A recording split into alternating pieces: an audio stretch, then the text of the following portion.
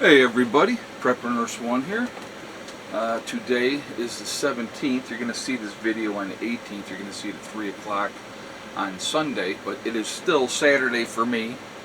So, just wanted to let you know that before this video goes up. Okay, so today I was like wanting to get a lot of things done today. And the weather was just miserable. It was cold. It was windy. It's snowing. Just so I was like, well, I guess I'm gonna have a very low-key day, and that's exactly what I did. And I'm not trying to justify anything. I decided that was not going to be a day that I was going to be out and about doing anything. So I was not. But anyhow, yeah. So it's right now it's like 7:30 right now, and so I figure let me make this video for tomorrow's 3 o'clock video. Quick reminder, I will be live streaming at 8 o'clock Sunday night, Eastern Time, and so definitely join us then, and we will figure out what we're going to talk about, and we will go from there. So today, I ended up, in this video, like I said, you'll see this video Sunday, but this is Saturday. I ended up with 3 eggs today, and the white hen did lay today, but yeah, I was actually surprised I got that many, and as cold as it was today, and just, I think, I can tell you what the temperature is now. Give me just 1 second, and I will tell you.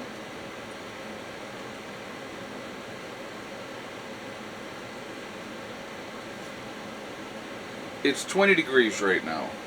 We're looking at a low overnight of 19, so I mean it's been in the 20s, low 20s all day.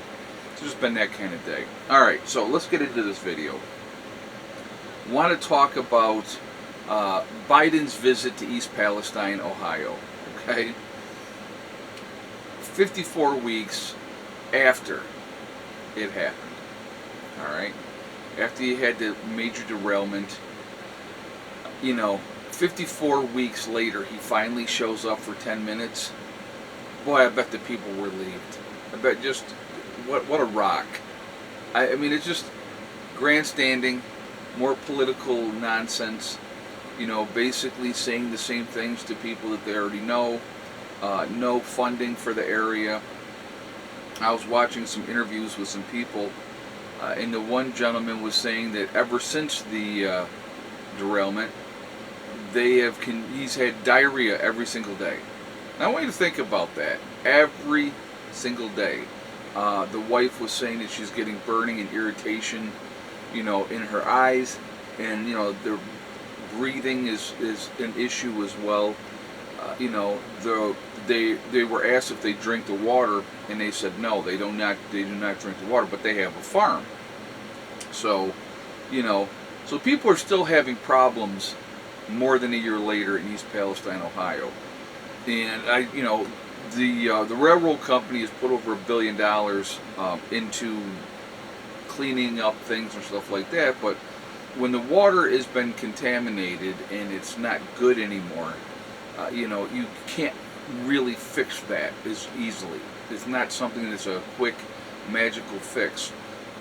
I know that a lot of people moved away from the area because of the situation. Some people are going to always stay.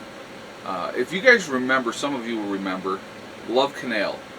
It was in New York, and they had all the issues there, and there was all kinds of problems. And these folks are experiencing all kinds of problems, more than a year later.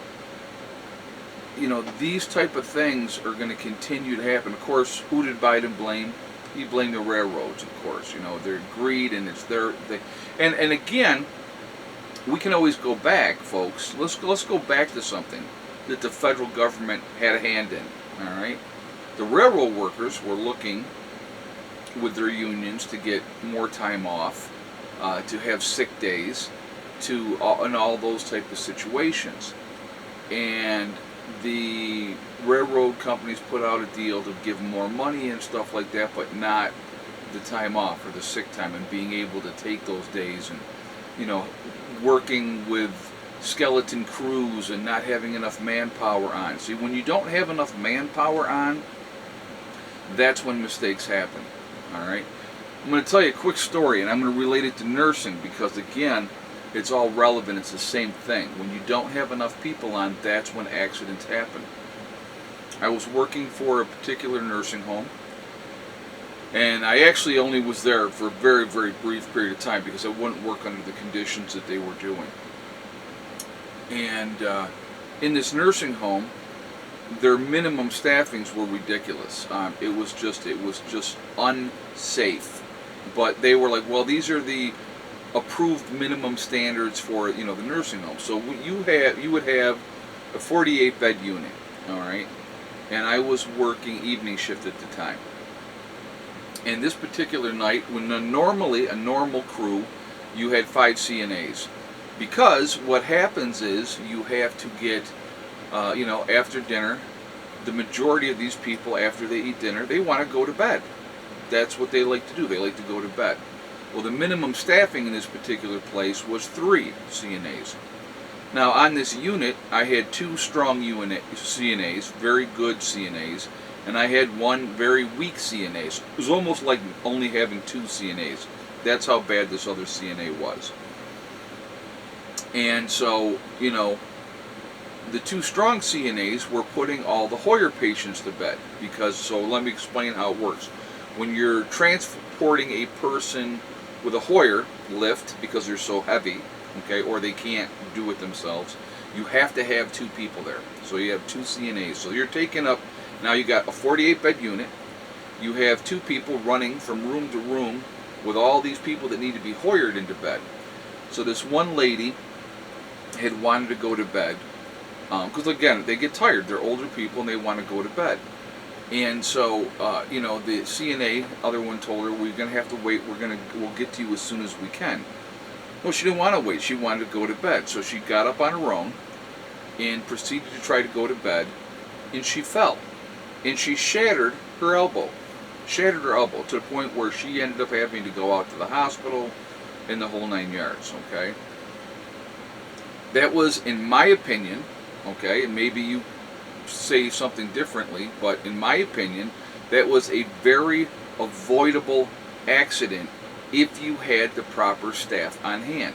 I don't care about what their staffing minimums were. It's not safe with only 3 CNAs to try to put 48 people to bed within a window of time. It's impossible. It is impossible, okay? If you have the 5 that you should have, then you have enough people to take care of what needs to be taken care of. And again, your quality of your CNA is a huge part of that as well. So I wrote it up in my note that it was, so then it's on public record. See, if you write your nursing note, it's on public record. And I stated that it was a very avoidable accident. And they came to me, the managers did. And they're like, you need to change that nursing note. And I go, I'm not changing that nursing note. I stand by that nursing note. I said, if we'd have had enough people here, I said it never would have happened. Right? They did not like that at all. But anyway, so this is an example of what can happen. Mistakes will happen. Accidents will happen. Same thing with the railroad, except when a railroad has an accident, it can be a huge event like what happened here in East Palestine. These things are avoidable if you have the proper people on hand. If you do not have the proper people on hand, that's when accidents are going to happen. It's just, it's ridiculous that human beings are treated the way that they are by managers, by, management, for these companies, because it's always at the end of the day. So when Biden said it was about greed, in a big way it was. But he's culpable in that because he forced those workers to go back to work without being able to have time off, and he forced them to. And again, for me, if I'm part of that union, what good is that union if the government can say to you, oh no, you have to take this deal, when you don't want to take that deal? Now, I know there was a lot of people that wanted to take the deal in the unions because of the benefit, or not the benefits, because of the pay, but that doesn't deal with the problem of getting time off and sick time and all those type of things. It's a sad situation. In a lot of cases, I don't know if this case, because I can't say, I don't have all the inside information of the case, if this case in this could have been an avoidable situation, I don't know. So I'm not saying it was, but what I am saying is this: if you have the proper amount of staff on hand, a lot of accidents are very avoidable. That's my point I'm trying to make. I'd love to hear your guys' thoughts on this. I'd like to hear what you guys have to say. Very, very bad situation. And again, so our politicians, once again, play games and grandstand. Why wasn't the president there right after that event happened? That would be my first question, right? Why wasn't Biden there immediately in showing support for the people and saying, hey, we're going to, do federal funding, and we're going to make sure that this is taken care of, and, and hold them accountable, the railroads accountable. So, and again, I want you to think about this. Let's put it like in this perspective. So they're saying that the railroad has put in $1 billion for this cleanup of this thing. Now, if this had been something that could have been avoidable with enough staff, would it have cost the company $1 billion? Probably not. So why not do the right thing, these businesses and business owners, and take care of your people to take care of you? That would be my statement on that. Definitely want to hear you guys' feedback. I want to hear your thoughts on this. Just sharing my thoughts from my own experience in life of dealing with not having enough people to take care of the job the way that it should be taken care of, and taking care of people the way that they should be taken care of. Do you feel like this whole showing up now, 52 weeks later, was grandstanding and politically motivated? I would love to hear your thoughts on that. Anyway, folks, I'm going to jump off for now. I will see everybody at 8 o'clock for the live stream. Hope to have you join me then. We'll figure out what we're going to talk about, and we'll go from there. Remember, folks, we truly are all in this together. We are one race called the human race. As soon as we can figure that one out and come together as human beings and stop letting them divide us over race, religion, political affiliation, all that stuff is nonsense. It means nothing. We have to come together as human beings to make things better. If we could ever do that, we're going to be in much better shape. Also remember, guys, to hug and kiss the ones that you love.